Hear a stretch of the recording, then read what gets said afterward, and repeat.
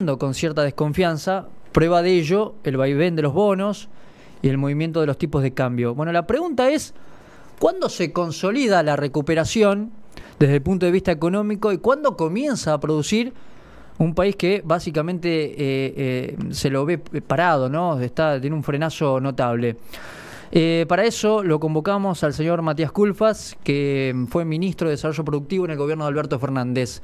Matías, el gusto de saludarle. Martín Esperati aquí en Santa Fe. ¿Cómo le va? ¿Qué tal, Martín? ¿Cómo estás? Gusto saludarte. Gracias por dispensarnos allí unos valiosos minutos para entender un poquito y fundamentalmente para saber qué es lo que piensa al respecto. Bueno, el gobierno de Javier Milei habla de fases.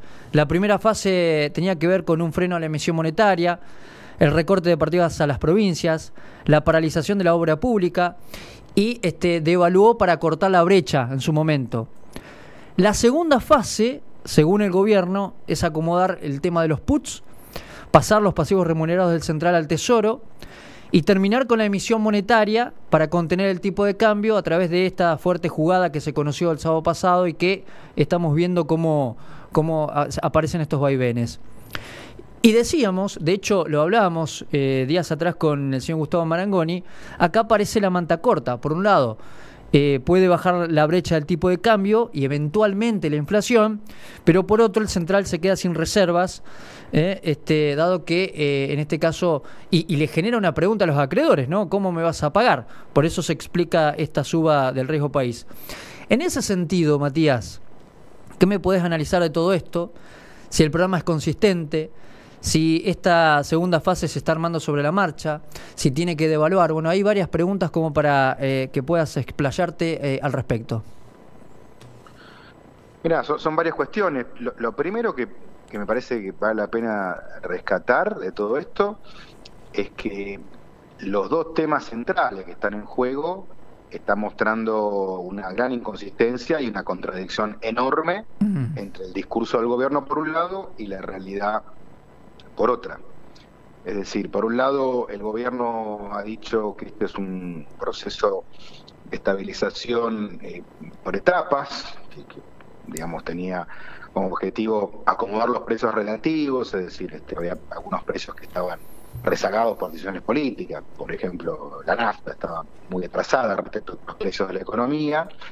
Eso se hizo en diciembre, se actualizó el tipo de cambio, que también tenía un rezago importante, y lo que se buscó en todo momento fue después bajar la inflación y tener un puente financiero de dólares, y se suponía que iban a llegar en el segundo trimestre del año en particular, básicamente por dos fuentes, o por acuerdos con el FMI o fondos del exterior que podían aportarle a la Argentina.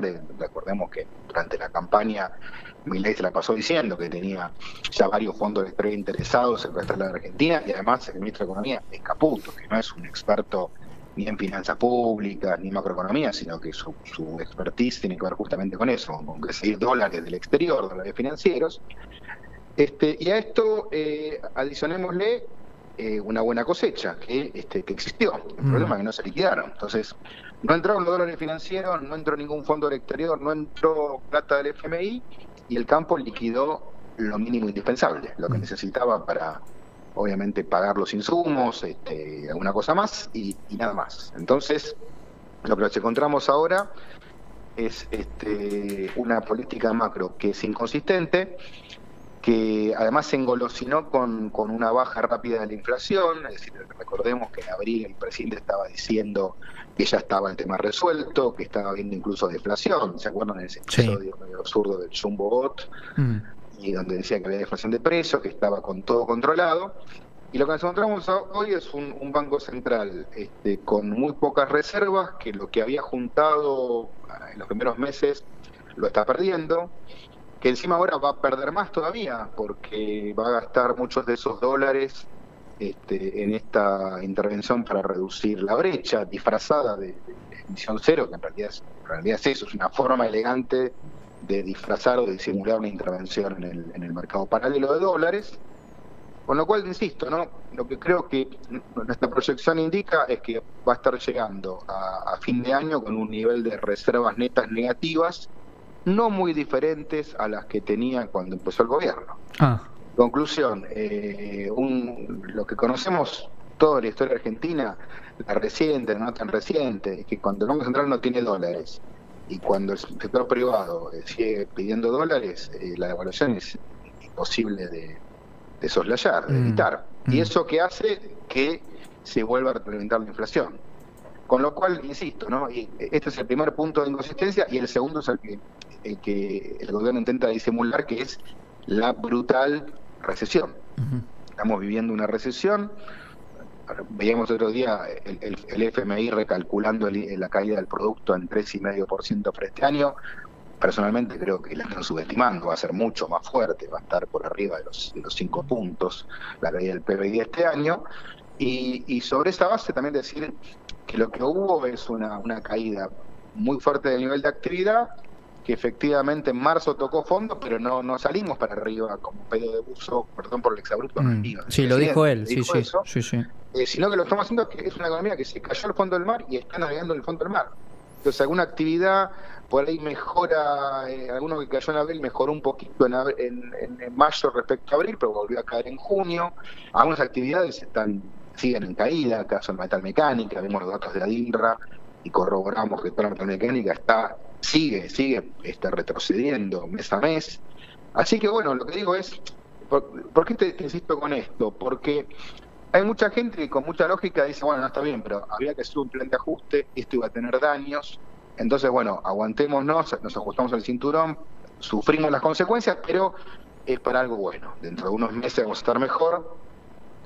Entonces el esfuerzo habrá valido la pena. Lo que nos muestran en estos meses es que este esfuerzo terrible, este ajuste espantoso, además no está dando resultados. Este esfuerzo terrible no está dando resultados.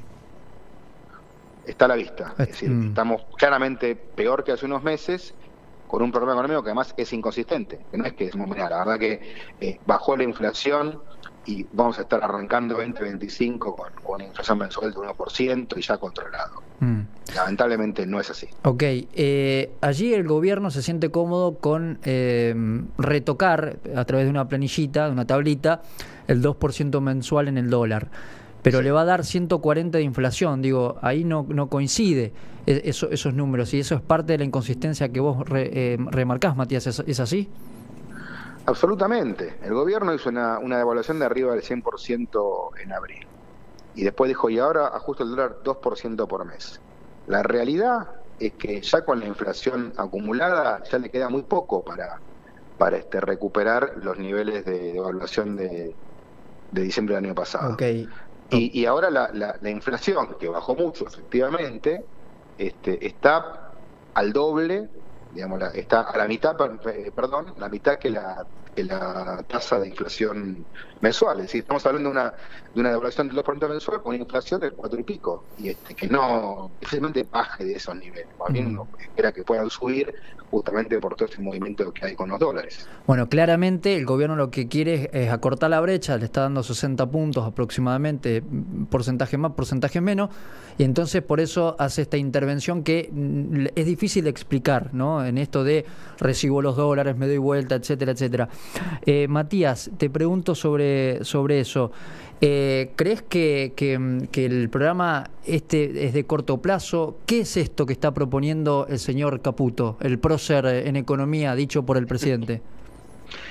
No, yo creo que Caputo tiene un plan que está agotado, que no funcionó, que se jugó todo un esquema, me parece muy ambicioso, sobre todo por la velocidad, ¿no? Yo lo que te quiero decir es que en estas cosas hay que ser cuidadoso. Realmente una cosa es procurar bajar la inflación, que está en 2%, bajarla a poquito, y otra cosa es decir, voy a matar una inflación que ya estaba llegando al 200% anual. Eso no se hace en unos pocos meses. Yo creo que el gobierno tenía ese discurso al principio, pero por algún motivo que desconocemos, en marzo-abril se entusiasmó con la rápida baja de la inflación que tuvo y se apresuró, para mí, en aventurarse a que ya estaban convergiendo todo a la tasa del 2% mensual, que en poco tiempo va a tener la inflación al 2%, la devaluación al 2%, la tasa de interés al 2%. Entonces, de esa manera habían logrado una rápida estabilización.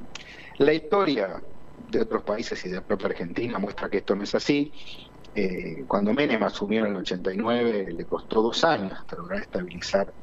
Era una situación más difícil todavía, porque era hiperinflación, nada que ver con esto, que no hubo ninguna hiperinflación, como erróneamente dijo Milei.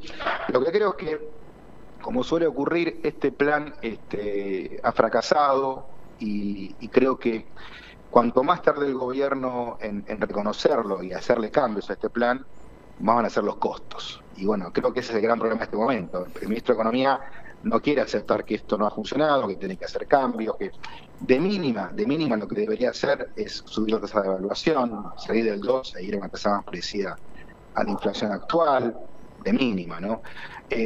Bueno, plantear otros plazos para la estabilización más razonables, más ajustados a la realidad. Okay, como no lo está haciendo, sí. Ahora encima se gasta reserva, porque digo, a ver, la clave de todo esto era, y el punto positivo que mostraba el gobierno al principio, era que volvió a acumular reservas, que había salido de la zona negativa, de reservas netas negativas. Había llegado a tener reservas netas equilibradas, por lo menos. Bueno, ahora volvió a la zona negativa y esto se va a agravar, porque si encima va a gastar $1.000 millones en reducir el CCL, esto va a ser más complicado todavía. Ok, estamos dialogando con Matías Culfas, exministro de Desarrollo Productivo. Según su apreciación, para si lo escuchara el presidente Javier Milei, usted es un liliputiense, usted es un mediocre. Sí, no sé qué piensa el presidente, pero me importa muy poco. La verdad que yo tengo otra forma de discutir, de debatir las cosas. Para mí el que piensa distinto, piensa diferente, nada más. Y en todo caso de intercambiar ideas, conceptos, y esa es mi forma de actuar, no descalificar y decir que no sé qué eso. Porque la verdad que digo, vamos a decir las cosas como son. Con esa mecánica, el presidente, digamos, tuvo éxito en manipular a la opinión pública. Ahora, los primeros meses de gobierno, lo que están mostrando es resultados muy nocivos para la sociedad argentina, muy nocivos, porque insisto, es una recesión brutal, caída del empleo, aumento de la pobreza, a costa de nada, porque es un escenario macroeconómico muy delicado, donde, insisto, me parece que es un gobierno que, ¿te acordás de la famosa frase de pan y circo? Bueno, sí. Como no puede dar pan, lo que nos da es circo, todos los días circo, buscando instalar discusiones absurdas o planteos, digamos, que están reñidos con la verdad, o meterse ahora a discutir lo de Enzo Fernández, que digo, ya está, es un episodio terminado, ¿no? Entonces, bueno, me parece que son cuestiones donde el gobierno está fracasando día a día,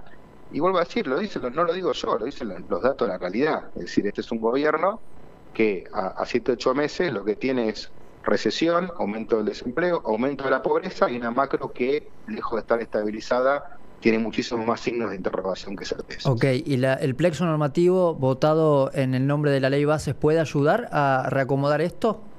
No, en absoluto. La ley bases es, en todo caso, un conjunto de reformas más de largo plazo. Creo que la mayoría de esas reformas tienen muchos puntos negativos, y aún así, aún en el caso, vamos a poner un ejemplo, el caso del RIGI, ¿no? Que es un conjunto de reglamentaciones que dan beneficios, que uno espera que viabilicen algunos proyectos de inversión, sobre todo en la minería. Esto es lo que efectivamente va a tener un efecto positivo sobre la inversión en minería. No son cosas que se hagan de un día para el otro, no es que la semana que viene van a ingresar al país $5.000 millones de inversión.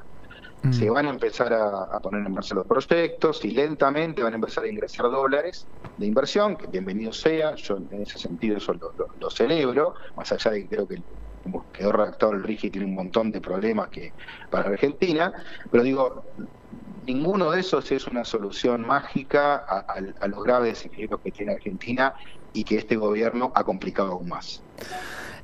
Culfas, usted estuvo en Rosario hace un par de semanas junto con industriales, estaba allí también el senador Lewandowski. ¿Qué recogió de todo eso, de esa charla? Una gran desazón, angustia y preocupación en el mundo productivo santafesino. La verdad que nada que me sorprenda, pero siempre es bueno escucharlo de primera mano, ¿no? Una cosa son las estadísticas, otra escuchar lo que te dicen los industriales de primera mano. Y la realidad es durísima. En general todos están con caída del nivel de actividad. Industrias que habían llegado a tener 1.500 empleos hace poco tiempo, hoy están despidiendo de manera acelerada porque no tienen demanda, no hay perspectivas. Ninguno visualiza una recuperación en forma de B corta, ¿no? De haber tocado fondo y rápidamente salir para arriba.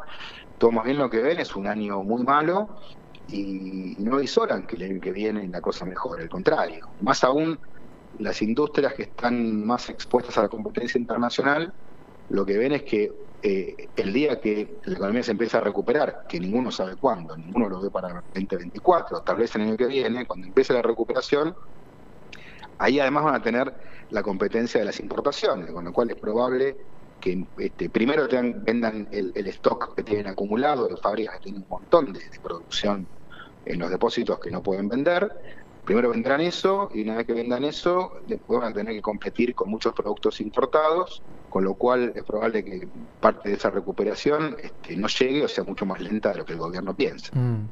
Usted, como ex ministro de Desarrollo Productivo, ¿dónde encuentra la salida?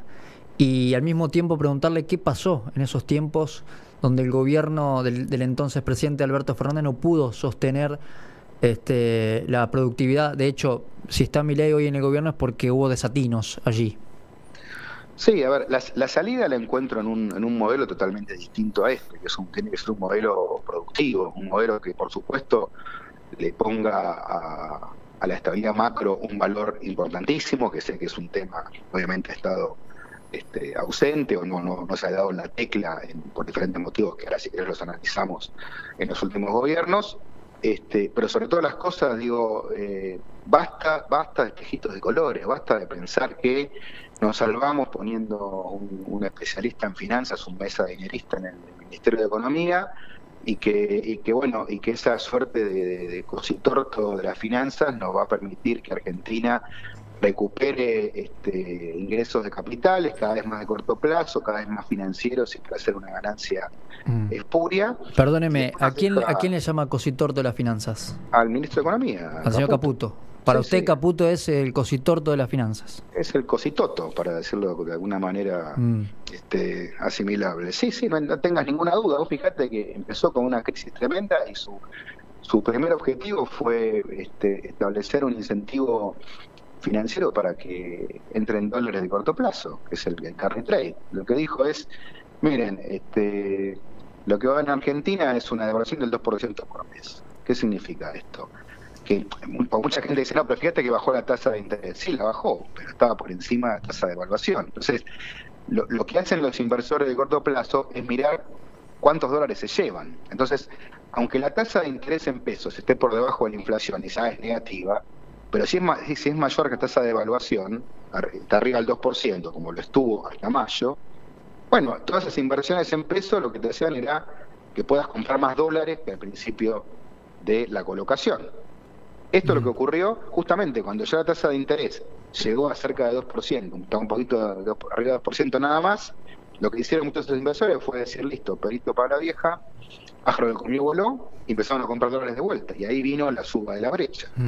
Ahora, esto Caputo no lo sabe, es el negocio de él de toda la vida. Ya lo hizo con Macri. El problema es lo insólito es que hayamos vuelto a tener este esquema que ya sabemos cómo funciona, que ya vimos cómo funcionó en la época de Martínez de Oz, en la de Cavallo, en la de Macri, con Caputo como ministro de Finanzas y presidente del Banco Central. Entonces, la verdad que esto es lo que está ocurriendo hoy en Argentina. Era totalmente esperable, y digo, esto es lo que requiere un cambio de enfoque. Okay. Dicho esto, y no quiero esquivar tu segunda pregunta, porque me parece que es totalmente pertinente.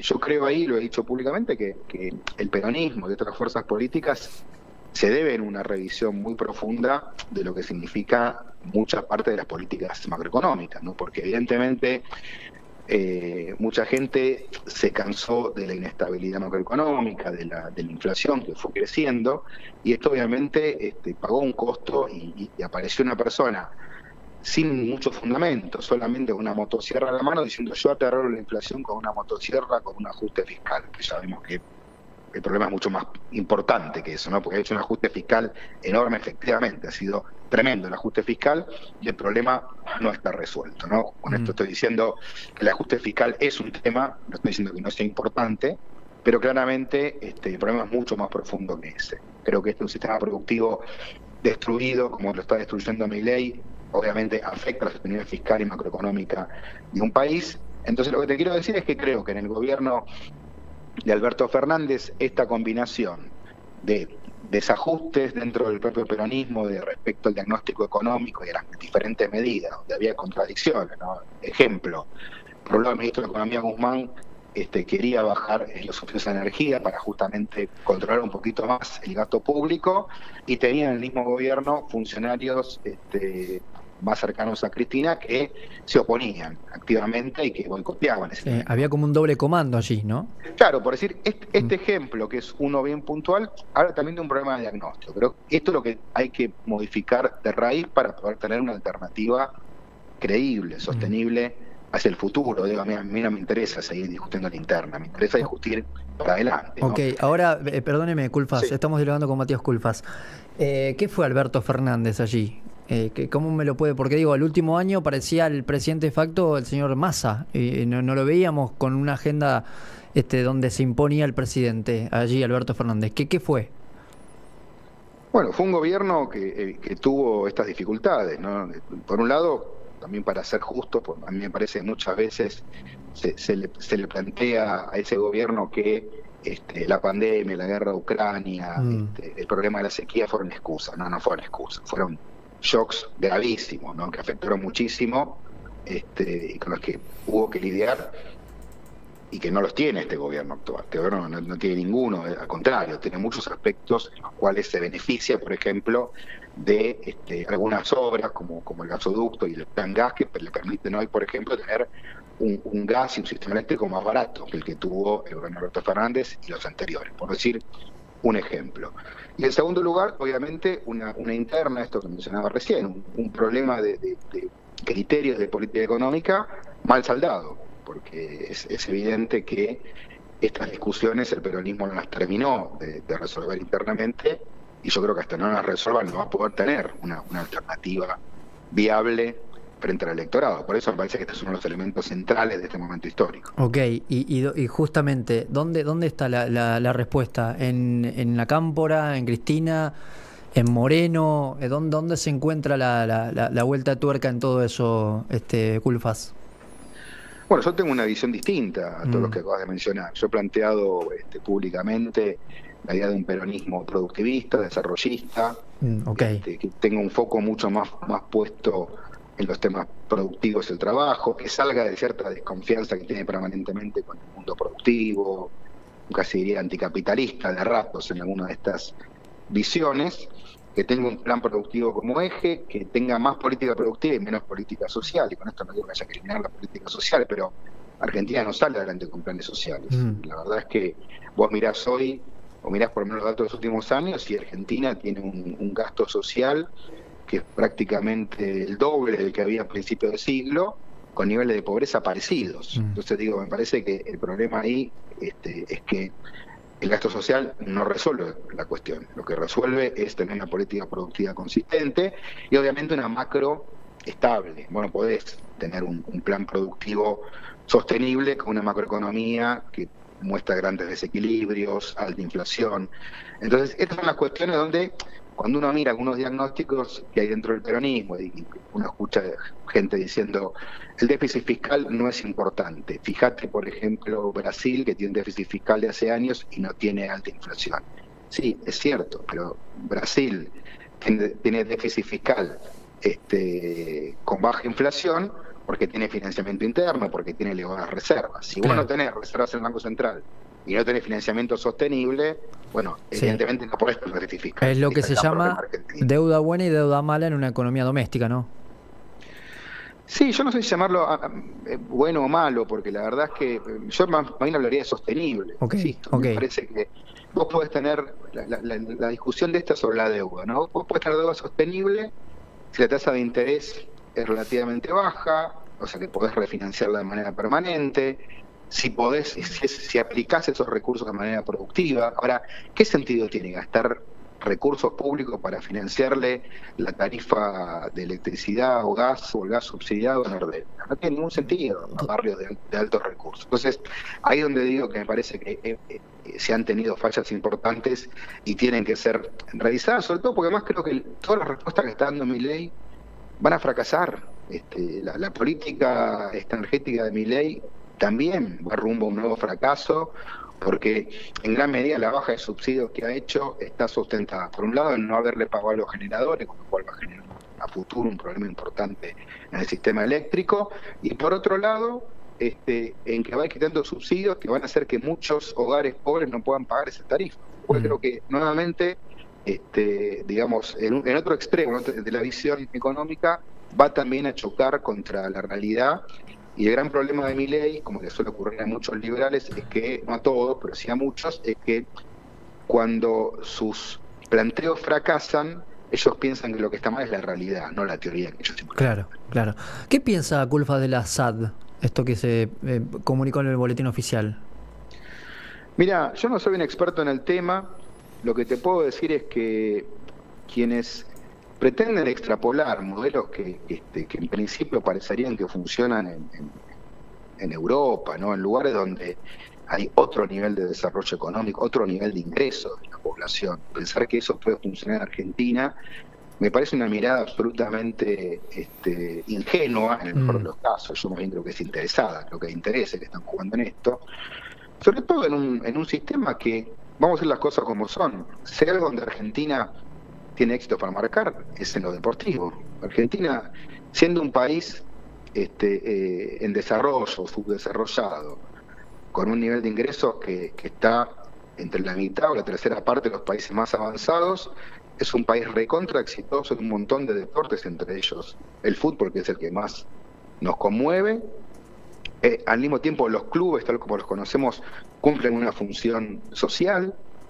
Y la verdad es que, bueno, muchas veces uno mira y dice, pero ¿cómo es posible que se sostenga? Se sostiene con este modelo, un modelo justamente más asentado en lo social, donde las comunidades bancan a los clubes, bancan a los pibes. Yo no sé, la verdad que esta idea mágica de que van a llegar grandes inversiones, esto va a ser para mejor, a mí la verdad no me cierra para nada. Creo que es fruto de intereses particulares que quieren hacer un negocio particular y que no están pensando en absoluto en el beneficio del pueblo argentino y del desarrollo de nuestro deporte. Ok, ¿habló en este último tiempo con Alberto Fernández? Sí. ¿Cuándo fue la última vez? Hace pocos días, sí, yo tengo una buena relación con él. Okay. Más allá de las diferencias, tengo una buena relación personal con él. Ok, porque recordemos que usted, digamos, ¿cómo fue? ¿Renunció o lo hicieron renunciar? No, yo renuncié en un escenario de muchísima tensión política. La verdad que es un episodio, tuvo bastante estado público. La verdad que había una interna donde, básicamente entre el presidente y la vicepresidenta, y donde parte de la forma en que se canalizaba esa interna era en críticas cada vez más elevadas de tono de la vicepresidenta y su entorno hacia sus principales ministros, hacia mí y hacia Martín Guzmán. Bueno, Culfas, le agradezco mucho estos minutos para con Rec Vorterix aquí en Santa Fe y lo convocaremos en otra oportunidad, ¿le parece? Sí, ha sido un gusto.